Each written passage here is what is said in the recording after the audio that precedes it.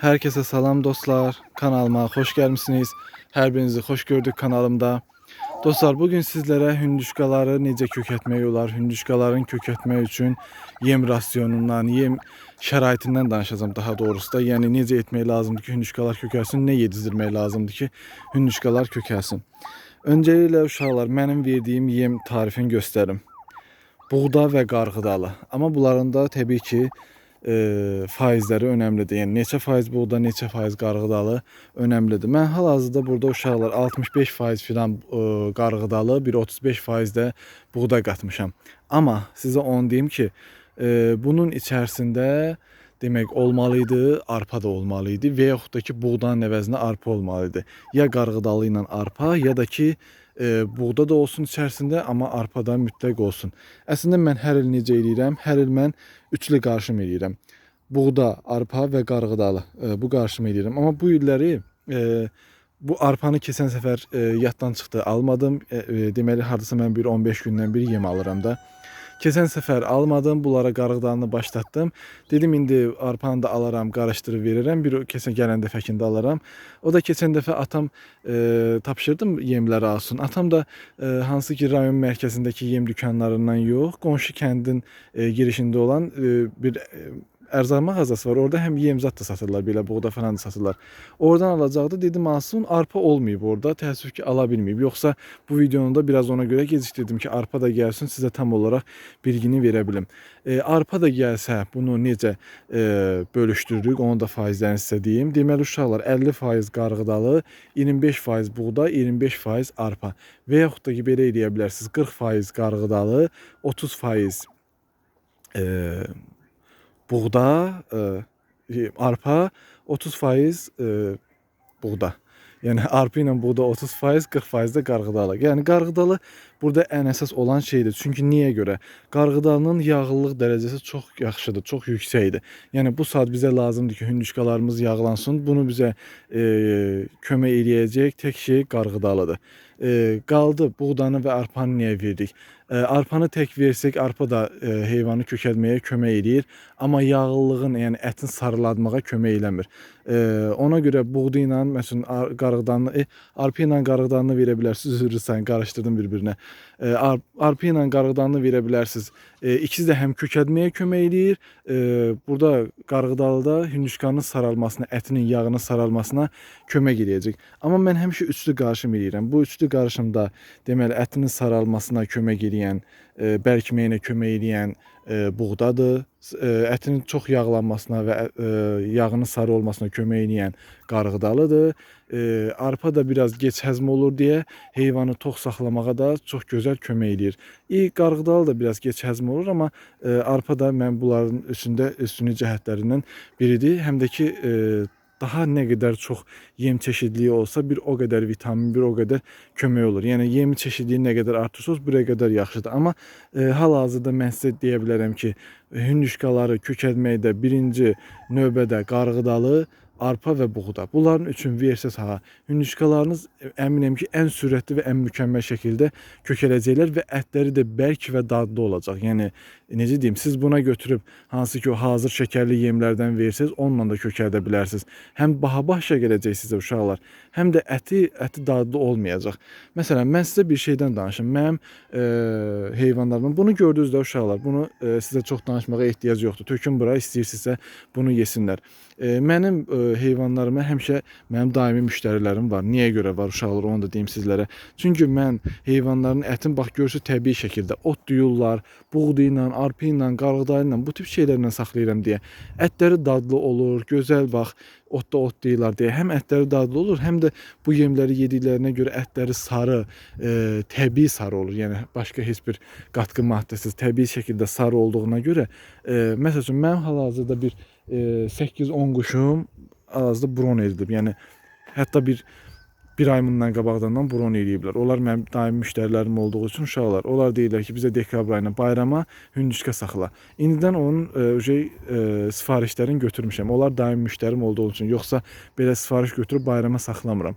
Axırıncı günə kimi saxlamam mənə heç vaxt sərf eləmir. Amma daimi insanlar olduğu üçün bax hazırda onlar mən 10 dənəsini artıq bunlardan bron etdirmişəm, saxlayıblar. Mənim də elə çox hündüşkəm yoxdur. Uzaqbaşı geridə mənim bir dənə bir 10-12 hündüşkəm qalır, satdıq. Yəni başqa bir satdıq hündüşkəm qalmır. Bayrama yaxına kimi də bir 8 hündüşkəm artıq indidən hazır deyiblər. O da nəyə görədir uşaqlar? Sırf baxın bu yemlərin bu cür olmaqlarına görə. Yəni hansı ki mən bu şəkildə heyvanlarımı saxlayıram, ətləri filan dadlı olur deyə insanlar da hər il məndən almağa çalışırlar ki, ildə bir dəfə, iki dəfə bu hündüşkanı şəhərdə yaşayan və yaxud da ki, rayonda yaşayan hər gün yemir ki, uşaqlar. İldə bir dəfə bayramda filan kebabını eləyir, ildə bir dəfə, iki dəfə yeyir. Onda da dadlı hündüşka eti yemək istəyir. Bunu da tökün bura qabaqlarına, yesinlər burada, siz də görün. Baxın uşaqlar, bax bu cür mən bunları yedizdirirəm. Deyəcəksiniz ki, indi uşaqlar, hündüşkalarım mən qarğıdalı yemir. Çünki bunu mənə çox sual verirlər. Hündüşkalarım qarğıdalı yemir. Mənim də hündüşkalarım bu il olduğu üçün yemirlər. Biraz da iri dənəli olduğu üçün qarğıdalı. Yəni buğda, arpa, xırda dənəli də tez yeyirlər. İri dənəli olduğu üçün dadını bilməyəndə onu uşaqlar yemirlər. Onun da çox açıq şəkildə səbəbi var. Mən 10 günə hündüşkalarımı öyrətdim. Bunlara əvvəldən nə verirdiniz? Məsələn deyirəm, buğda verirdiniz və yaxud da ki, şəkərli yem verirdiniz. Hər nə verirdinizsə.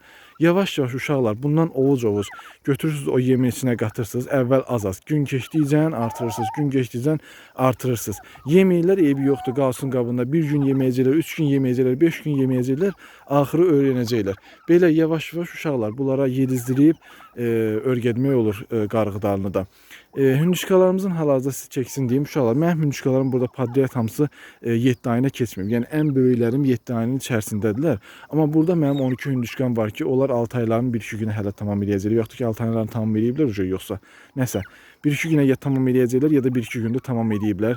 Tam olaraq indi hesablaya bilmədim. Elə burada hələ mənim bir 5-6 hündüşkam var ki, onlar da cəmi hələ 4 ayların təzə tamam eləyiblər. Yəni burada hamısı sırf iri hündüşkalar, yəni yaş olaraq 7 ayına keçmiş hündüşkalar deyil. Yaşca balacalar da var. Dediyim kimi uşaqlar, mən bunları bacardığım qədər təbii şəkildə yemləyirəm. Kilolarını da soruşsunuz əgər uşaqlar. Erkək hündüşkalarım içərisində 6 kilo, 6 kilo yarım gəlirlər diri çəkiləri. Dişi hündüşkalarımda uşaqlar 4 kilo 200 gələn oldu. Çoxu 3900 4 kilo gəlir. 4 kilo 200 gələn oldu.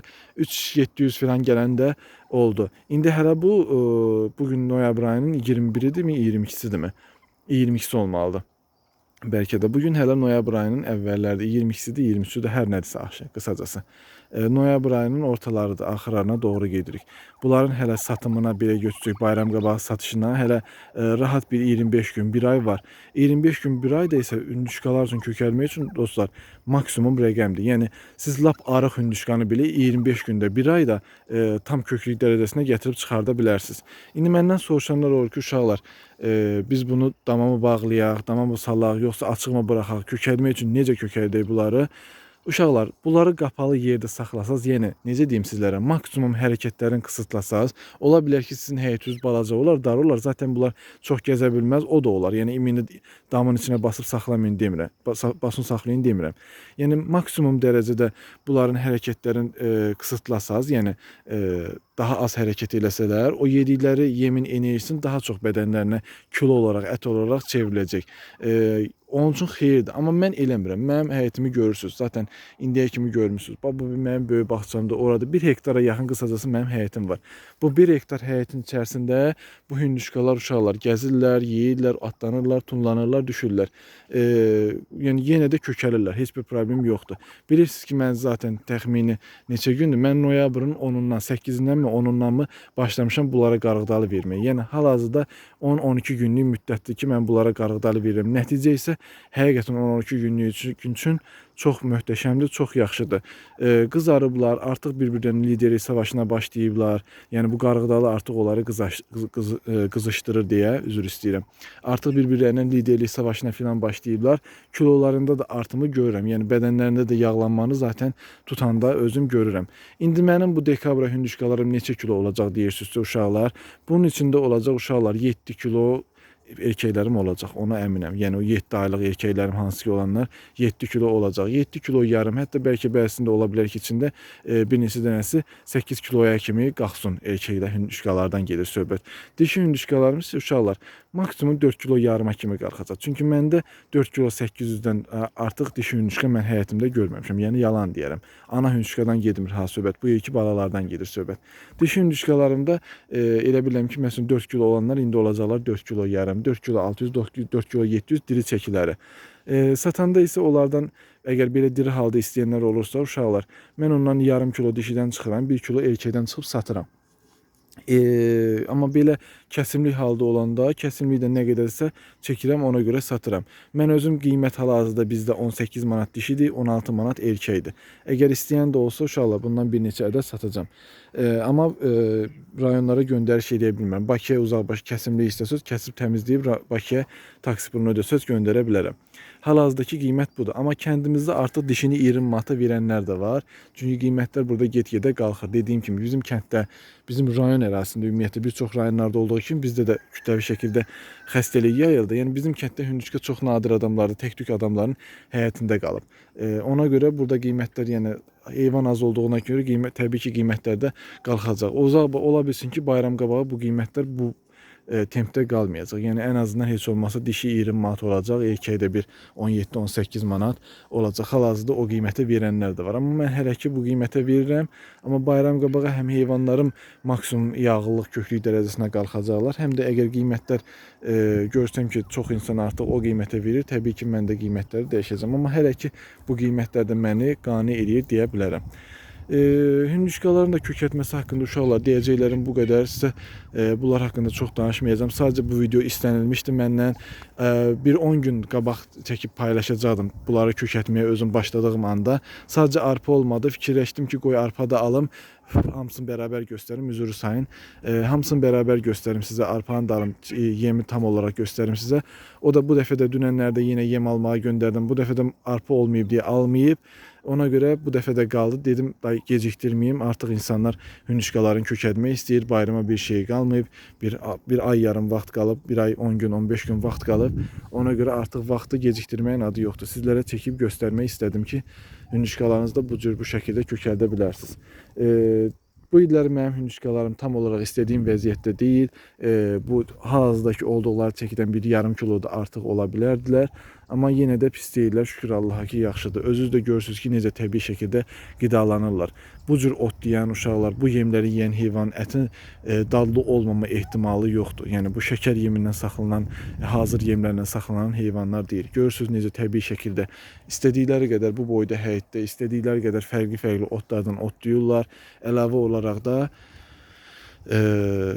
bu cür təbii şəkildə də qidalandırıram bunları. Yəni o qədər toxdular ki, hələ orada yerdə qarğıdalı filan qaldı uşaqlar. Bax hələ də indi gedib orada dənləyirlər aşağıdakılar.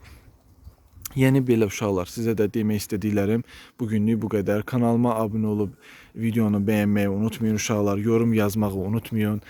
Biraz kanalımızın dəstəyə ehtiyacı var. Sizlərdən çox xahiş edirəm ki, dostunuzla, tanışınızla, nə bilim qrupunuz olar, qruplarınızda paylaşın, kənd təsərrüfatına maraqlanan insanlarla paylaşın. Belə də yəni çalışın, biraz bizə dəstək olun. Yorum yazmağı filan unutmayın. Biraz dəstəyə ehtiyacımız var. Yenə istədiyiniz videoları mənə yorumlar qismində qeyd edin. Yəni hansı məsələ haqqında video istəyirsinizsə qeyd edin. Sizə çəkib paylaşmağa çalışıram. Ayrıca videomun görüntüsündən biraz narahat olanlar var. Telefonun pis çəkdiyindən özüm də bilirəm, amma üzürü sayın. Hal-hazırda bu dəqiqə yeni telefon almaq durumum olmadığı üçün yeni telefon sizlər üçün ala bilmirəm. Evdə kompüterim, planşetim olduğu üçün bu telefonun zəif olması mənim çox önəm daşımır. Çünki zaten şəkil çəkən filan biri deyiləm. Evdə də kompüterim və planşetim olduğu üçün onlardan istifadə edirəm və telefonu o qədər də gərək durmuram. Telefonu sadəcə yəni zəng, WhatsApp filan bu tip şeylərdə istifadə edirəm. Geri qalan bütün işlərimi kompüter və digər vasitələrlə həll edirəm. Ona görə ehtiyac duymamışdım, amma indi videolarda görürəm ki, sizlər də artıq bu görüntü kalitəsindən, zəifliyindən narahat olursunuz. Yəni bacardığım qədər qısa müddətdə telefonumu da dəyişməyə çalışacağam, amma hal-hazırda bu dəqiqə almağa imkanım yoxdur. Onu da sizlərə qeyd eləmək istədim. Sağ olun dostlar, salamat qalın. Dediyim kimi abunə olmağı, like atmağı, bir də yorum yazmağı unutmayın.